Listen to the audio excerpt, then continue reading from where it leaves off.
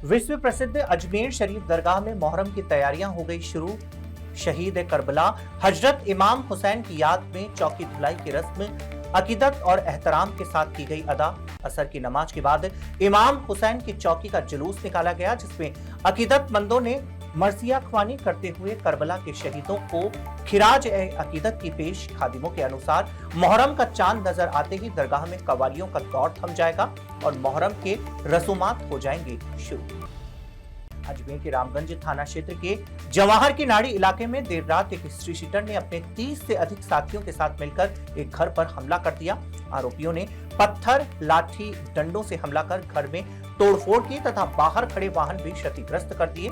हमले में एक बुजुर्ग दंपत्ति घायल हो गए। पीड़ित पक्ष का आरोप, बदमाश घर से नकदी और मंगलसूत्र भी लूट कर ले गए तथा पिस्टल दिखाकर धमकाया भी। घटना सीसीटीवी कैमरों में हुई कैद। अजमेर पुलिस ने धार्मिक स्थलों और भीड़भाड़ वाले बाजारों में मोबाइल चोरी करने वाले एक शातिर गैंग का भांडाफोड़ करते हुए 7 आरोपियों को किया गिरफ्तार। पुलिस ने उनके कब्जे से करीब 18 लाख रुपए मूल्य के 42 चोरी शुदा मोबाइल फोन किए बरामद। एसपी हर्षवर्धन अग्रवाला के निर्देशन में दरगाह थाना पुलिस ने सीसीटीवी फुटेज, तकनीकी साक्ष्यों और मुखबिर की सूचना के आधार पर कार्यवाही की। गिरफ्तार आरोपियों के खिलाफ पहले से चोरी, एनडीपीएस, आर्म्स एक्ट और आबकारी अधिनियम के तहत कई मामले दर्ज। पंचशील स्थित शेवा क्लिनिक में आयोजित विशाल रक्तदान शिविर में युवाओं, महिलाओं और समाजसेवियों ने उत्साहपूर्वक भाग लेते हुए करीब 200 यूनिट किया रक्तदान। शिविर में बड़ी संख्या में रक्तदाताओं ने स्वेच्छा से रक्तदान कर मानव सेवा और सामाजिक जिम्मेदारी का दिया परिचय। इस अवसर पर संस्था की आशा लालचंदानी ने कहा, रक्तदान महादान है जो किसी भी जरूरतमंद को नया जीवन देने का माध्यम बनता है। उन्होंने लोगों से नियमित रक्तदान के लिए आगे आने का किया आह्वान। अजमेर शहर के कचहरी रोड पर पैसों के लेन देन को लेकर दो पक्षों के बीच हुआ विवाद हिंसक झड़प में बदल गया। सड़क पर हुई मारपीट से क्षेत्र में कुछ समय के लिए हड़कंप मच गया और यातायात भी प्रभावित हुआ। सूचना मिलने पर पुलिस मौके पर पहुंची और स्थिति को नियंत्रित किया। पीड़ित युवक की शिकायत पर पुलिस ने मामला दर्ज कर लिया। पुलिस घटनाक्रम की जांच कर रही तथा विवाद के कारणों और इसमें शामिल लोगों की भूमिका की पड़ताल की जा रही है। अजमेर में पार्ट टाइम जॉब और क्राइम ट्रेडिंग में मोटे मुनाफे का लालच देकर एक व्यक्ति से 73,36,000 रुपए की साइबर ठगी का मामला आया सामने। ठगों ने ऑनलाइन निवेश पर अधिक रिटर्न का भरोसा दिलाकर पीड़ित से अलग अलग माध्यमों से लाखों रुपए निवेश करवा लिए। जब पीड़ित को ठगी का एहसास हुआ तो उसने साइबर थाना पुलिस में शिकायत दर्ज कराई। शिकायत के आधार पर पुलिस ने मामला दर्ज कर जांच की शुरू।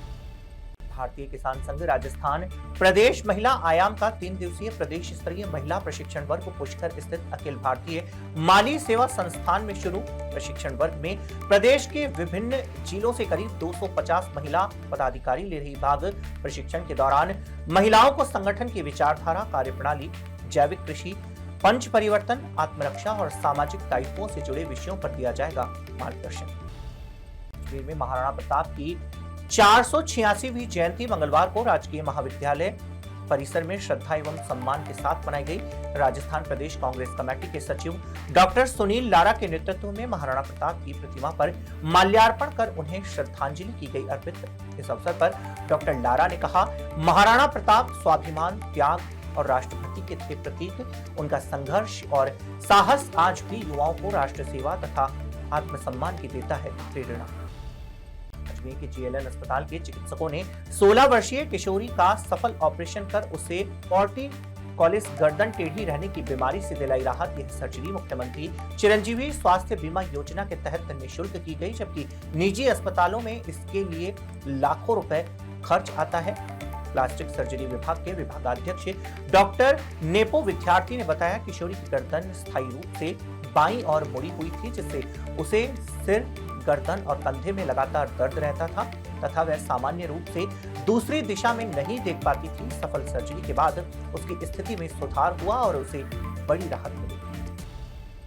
अजमेर निवासी संदीप खंडेलवाल ने Capri global housing finance company पर ऋण शर्तों के उल्लंघन और वित्तीय अनियमितताओं का आरोप लगाते हुए मुख्यमंत्री को भेजी शिकायत। उन्होंने एफआईआर संख्या 92.2 2026 की उच्च स्तरीय जांच कराकर शीघ्र चालान पेश करने की मांग की। शिकायतकर्ता का आरोप, कंपनी ने ऋण स्वीकृति पत्र में निर्धारित 36 माह की फिक्स्ड ब्याज दर अवधि पूरी होने से पहले ही ब्याज दर बढ़ा दी, जिससे उन पर अतिरिक्त वित्तीय भार पड़ा। उन्होंने मुख्यमंत्री से वरिष्ठ अधिकारियों की निगरानी में निष्पक्ष जांच कर दोषियों के खिलाफ कार्यवाही सुनिश्चित करने की मांग की। कैंसर बीमारी ही ऐसी है, चिंता तो होगी ना। लेकिन अब अपनी चिंता को बदलो विश्वास में, क्योंकि आदिनाथ कैंसर मेडिसिटी में है रेडियोथेरेपी, कीमोथेरेपी और कैंसर सर्जरी के उपचार के साथ आधुनिक सुविधाएं भी। विजिट करें आदिनाथ कैंसर मेडिसिटी एट चाची आवास अजमेर।